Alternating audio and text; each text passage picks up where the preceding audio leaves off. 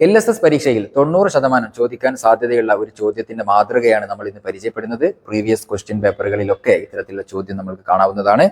ചോദ്യം ഇതാണ്: ഏറ്റവും ചെറിയ നാലക്ക സംഖ്യയും ഏറ്റവും വലിയ നാലക്ക സംഖ്യയും കൂട്ടിയതിൽ നിന്ന് എത്ര കുറച്ചാലാണ് 10,000 കിട്ടുക എന്നതാണ് ചോദ്യം.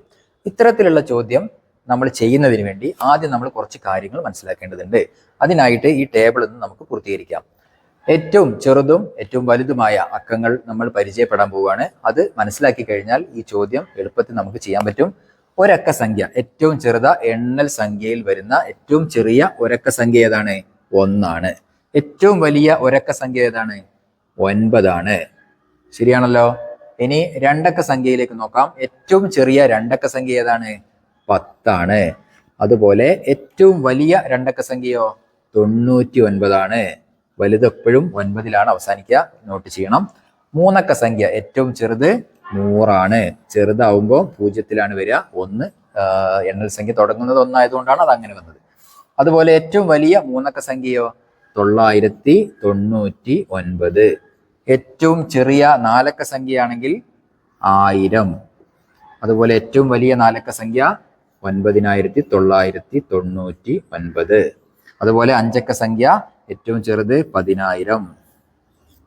ഏറ്റവും വലുതാണെങ്കിലോ 99,999. ഈ ടേബിളാണ് നമ്മൾ മനസ്സിലാക്കി വെക്കേണ്ടത്. ഇനി ഈ ചോദ്യത്തിലേക്ക് വരാം. ഏറ്റവും ചെറിയ നാലക്ക സംഖ്യയും ഏറ്റവും വലിയ നാലക്ക സംഖ്യയും കൂട്ടിയതിൽ നിന്ന് എത്ര കുറച്ചാലാണെന്ന് ചോദിക്കുന്നത്. അപ്പൊ നമുക്ക് രണ്ട് സംഖ്യ വേണം. ഏറ്റവും ചെറിയ നാലക്ക സംഖ്യ എന്ന് പറയുന്നത് 1000 ആണ്. അതുപോലെ ഏറ്റവും വലിയ നാലക്ക സംഖ്യ എന്ന് പറയുന്നത് 99,999 ആണ്. ഇത് കൂട്ടിയതിൽ നിന്ന്, അപ്പൊ ഇത് ആഡ് ചെയ്യണം. 9 9 9 10. ഇതാണ് ആൻസർ. ഇതിൽ നിന്ന് എത്ര കുറച്ചാലാണ് 10,000 കിട്ടുക എന്നതാണ് ചോദ്യം. 10,000 കിട്ടാൻ ഇത് നോക്കിയാൽ തന്നെ ആൻസർ കിട്ടും. 10,000 പ്ലസ് 999 ആണ് ഇത്. അപ്പോൾ ഇത് കിട്ടാൻ വേണ്ടി നമുക്ക് ഇതിൽ നിന്ന് 10,000 മൈനസ് ചെയ്താൽ കിട്ടും. 10,000 ഇതിൽ നിന്ന് മൈനസ് ചെയ്താൽ നമുക്ക് എന്ത് ചെയ്യും? ഇതിന്റെ ആൻസർ ലഭിക്കും. ഇത് 0 ആണ്. 999 എന്നതാണ് ആൻസർ. ഇതിൽ നിന്ന് വരാൻ സാധ്യതയുള്ള മറ്റൊരു ടൈപ്പ് ക്വസ്റ്റ്യൻ ആണ് ഇനി പരിചയപ്പെടുന്നത്. ഏറ്റവും വലിയ നാലക്ക ഇരട്ട സംഖ്യയും ഏറ്റവും ചെറിയ മൂന്നക്ക ഒറ്റ സംഖ്യയും തമ്മിലുള്ള തുക എത്രയാണ്? അതാണ് ഇനി നമ്മൾ കണ്ടെത്താൻ പോകുന്നത്. ടേബിളിൽ നേരെ ആ സംഖ്യ കൊടുത്തിട്ടില്ല, നമ്മൾ പകരം കണ്ടെത്താൻ പോവുകയാണ്. ഏറ്റവും വലിയ നാലക്ക ഒറ്റ സംഖ്യയാണ് പട്ടികയിൽ തന്നിരിക്കുന്നത്. ഏറ്റവും ചെറിയ മൂന്നക്ക ഇരട്ട സംഖ്യയുമാണ് തന്നിരിക്കുന്നത്. നമ്മുടെ ചോദ്യത്തിൽ ഇതിൽ നിന്ന് വ്യത്യസ്തമായിട്ട് ഇവിടെ ഇരട്ട സംഖ്യയും ഇവിടെ ഒറ്റ സംഖ്യയുമാണ് ചോദിച്ചത്. അപ്പൊ നമുക്ക് നാലക്ക ഇരട്ട സംഖ്യ എഴുതാം. നാലക്ക ഒറ്റ സംഖ്യ നമ്മൾ പട്ടികയിൽ കൊടുത്തത് ഇതാണ്, 9,999.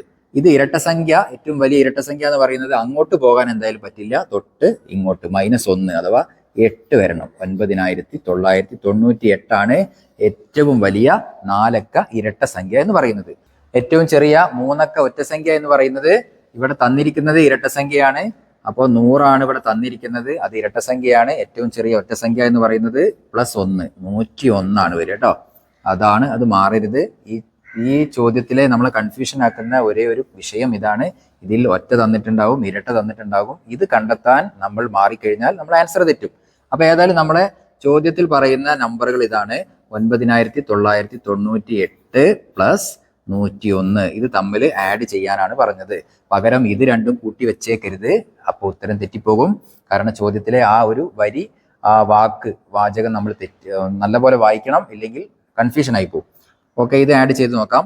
9 9 10 ശിഷ്ടം 1 10 10,099 എന്നതാണ് നമ്മുടെ ആൻസർ. ഓക്കെ, ഇത്തരത്തിലുള്ള ചോദ്യം നിങ്ങൾ ട്രൈ ചെയ്ത് നോക്കാം.